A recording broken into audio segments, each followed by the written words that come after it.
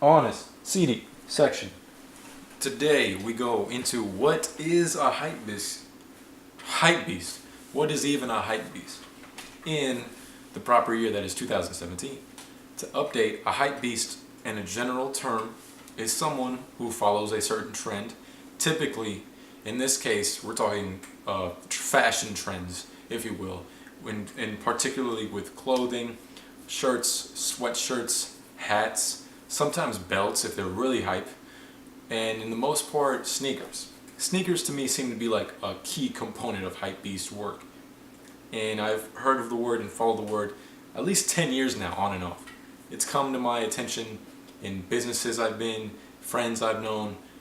Usually typical Jordans is where I first really got to understand like hype beast and what is the whole term and relic of it. And so 2017 comes along, and the current really hot trends, or still I should say for some cases, is Supreme, the Bapes, Palace. You have certain shoes by certain NBA stars that are really so popular. But the greatest, to me, the greatest grand scheme of it at the moment is Kanye West and his Yeezy's shoe wear that is sported by Adidas and formerly by Nike.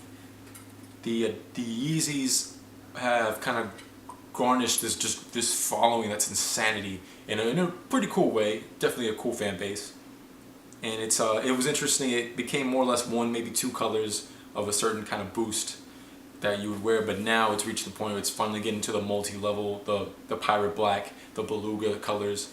And right at this moment in time, the most hype is the zebra colors, black and white digitized Yeezys, which from my experience in certain areas has gone up to at least, we're talking at least $1,200. That is where the hype of a hype beast comes in, willing to spend a lot of money, willing to dedicate time in line. We're talking hours and sometimes days. We're talking here clothing. We're talking about certain sneakers, certain shoes, certain sweatshirts, etc. And the smart thing about it, I will admit, is that people will do this and take the time out of their day to do it to resell, to make a profit on this hype. So originally a shirt that costs $60, once it's the day it's released, people buy 2-3 pairs of it, 2-3 shirts, medium, large, XL.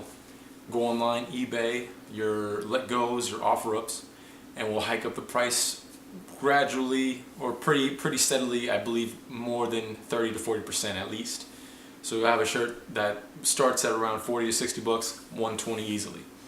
And they sometimes go to consignment shops, and consignment shops will hold a item that will be of pretty hype and sell it there. So it's become its own economy just from hype, just from people having it, from this artist promoting it, from this basketball player, NFL player wearing it, sporting it in TV and movies and ads. It's interesting. It's definitely some American, Asian culture type of shit that just pops.